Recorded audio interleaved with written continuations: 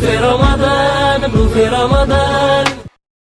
السلام عليكم وعليكم السلام. خيس من خيري في رمضان في رمضان. لا بمسيس شري. جاء رمضان جاء رمضان شهر الذكر. جاء رمضان جاء رمضان بالخير والبر. قمت جنود فين خيري دانغو تمي خولا لهندي ولبدي يا أول الأولين يا آخر الآخرين يا ذو القوة المتين يا ذو الجلال والإكرام.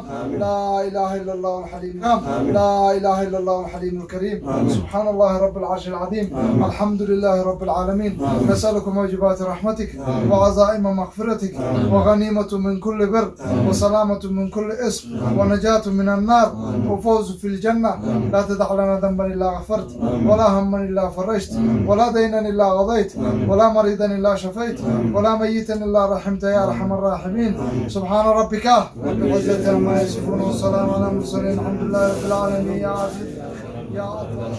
ittiin aansee baga rabbiin baatii ramadaanaa baatii araaramaatiin rabbiin isiniin geen isiniin ja'a. Baatiin tun amata baga gartee baatii ramadaanaa baatiin tun amatarraa hoggaa takka dhuftii baatii araaramaa baatii islaamni hundi dilii itti firraa dhiqu itti firraa saglisu jechuudha. Akkasitti baga rabbii waliin nuun gahe ittiin aansee du'aayin isiniin godhaa. Bismillaahi irrahmaani irrahiim.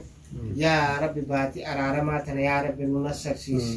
Yaa Rabbi warra gartee gaarii soommanee gaarii hojjetee gartee gaarii sadaqaa kannatu Rabbi nu haa godhu. Rabbi warra obboleeyyan isaanii tolu Rabbi nu haa godhu. Rabbi warra gartee fayya dhabeessi cinaa dhaabbatu Rabbi nu haa godhu. Rabbiin gartee harka qalleeyyii cinaa warra dhaabbatu Rabbi nu haa godhu. Rabbiin beektee nutillee waarran jirru akkuma gartee warra jirtan Rabbii wal gargaaraa jee akkasuma wal cinaa dhaabbachuudhaaf. Baatiin tun baatii sadaqaa baatii gartee rabbiin itti ajrii gurguddootti namaa katabu waan taateef obboleeyyan keenya harka qalleeyyii fi dhukkubsataa bira haa dhaabbannu warra dhaabbatu nu haa godhu. Amiin. Illee waldaa kana waldaa gartee rabbiin malaayikaa isaatiin dabaalee jajjabeessee gartee ifirra dabree aalii fi firootan isaatii fi saba isaatiif godhu rabbi nu haa godhu. Rabbii waldaa kana rabbi haa jabeessu. Rabbi firin nu haa jijjiiru. Rabbi firin nu haa jijjiiru. Rabbiin gartee waan niyyanna hunda niyyaa teenya nu haa guutu. Rabbiin niyyaa teenya nu haa guutu. Yaa obboleeyyan keenya beeytee arraan tana ni jirra. Boru beeytee ardii tana jiraachuu dhabuufaan mala Rabbi khayri hada lagan warra khayri hojjetu Rabbi nu haa godhu. Warra khayri hojjetu Rabbi nu haa godhu.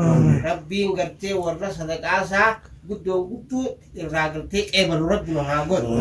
Rabbi nu haa godhu. Beeytee nuti salattuu sadaqachuma jirra. Sadaqaa tana firin nu haa jijjiiru. Firin nu haa jijjiiru. Warra gartee biyyattis galee wal tajaajilee investii banatee gartee biyya tajaajilus Rabbi nu haa godhu. Rabbii warra biyya keenya tajaajilu Rabbi nu haa godhu. Rabbi nu haa ol qabu. Ol qabaan Rabbuma. Rabbiin nu haa ol qabu. Rabbi nu haa ol qabu. Bihaqqa subhaana rabbika. رب العزة عما يصفون وسلام على المرسلين الحمد لله رب العالمين. عزيز يا كريم يا الله. عفونا لله. عفوا. بسم الله الحمد لله والصلاة والسلام على رسول الله صلى الله عليه وسلم. يا رب ولي نقول يا رب ولي نقول يا رب على نقول يا رب قرتي باتي برهيم تو قرتي باتي رمضان باتي خبجت كنا في سايد يا رب ورم القوار آمين يا رب خير محمد رحمة الله خجور اسم ريد إيريش ربي قرتي والدي خنا اللي والدي قرتي بدتي بكدو ربي هاقب هم تو ربي هاقب هم تو إسحاد اللي قرتي هم تو إسحاد اللي ربي قرتي حالا مجيسينيف ورا قرتي الدنيا رتي بكمي قرتي سبا سا غرغار ودان قرتي عادة ربي هاقب ورا ولدي خنا قدام اللي ربي قرتي umri hari ris ulama kalau tu ligal cala muhagal ada buat yang rapi dapat muhagal ini macam itu siagon cara bukti bukti siagon wah amal lalai sini narkin amal lalai sini narkin lalai sini narkin ada buat yang kita jambu cara bukti yang rapi sini muhagal galak ciree isii haa nyaatu afaanitti waliin nu galchee alaa nu haa galchu fayyaa dhukkubni boodan jirre isin yaafan harkata dhabni boodan jirre rabbi isin yaafan wal tahii wal dhabni boodan jirre rabbi isin yaafan alaa manaan hora namaas aan dagaaga yaa subhaana rabbika رب العزة عما يصفون والمرسلين الحمد لله رب العالمين يا عزيز يا كريم يا الله. بسم الله الرحمن الرحيم. السلام عليكم ورحمة الله وبركاته. قسمت والدتكم صافي قال قاسك إيرو روميا سلامتان تيجا اسمها لقبتون سنجارة بيتي بوس من أبدي محمد مثل والدتكم صافي قال قاسك إيرو روميا تلقمنا بوجانا الراقون قال لكم صومنا وان تيفو أسمانو بقى باقي رمضانات النوغين سننجا قسمت باقي رمضانات أنا أما قال فافو ديم نتون بركم تقوفي لبافو في أخو جميع أخو يجورا والدين تمسافي gargaarsa qeerroo oromiyaadha guyyaa har'aa guyyaa dhimmataa kana baatii takka kun asitti gaa mana abdii maamilii teessuma bareedduu kana godhee teessumti taseenaati jenneeti gaa akkasitti abdanna kanaafuu gaa obboleeyyan keenya dura ta'anis as jira jaaja kaarroo afran qalloo abduu naasirii hamzaaxaa abdii maamilii akkasumatti weewwe muktaar akkasuma abdoo shamshaddiin nuurdiinis hundi keenyaas jira. kanaafuu gartee gaa waldeeni tumsaafi gargaarsa qeerroo oromiyaa kalee fi dheengadda keessatti waan hojjetee qaba jechuudha. Wanni inni hojjete gargaarsa dura ta'a waldee tumsaafi gargaarsa qeerroo oromiyaa waldee bakka bu'ee amaanaa nuuf qanneessan galmaan keenyatti jirra viidiyoonis waraabamtee qabjii fi kamsorbayin naannoo kana deemnee viidiyoo waraabne isii sangaa galmaan keenyatti jirra asumaanuu miseensota keenya dhageessisuu barbaannaa jechuudhaan isin duubaa hojjennee tanaa jechuudha.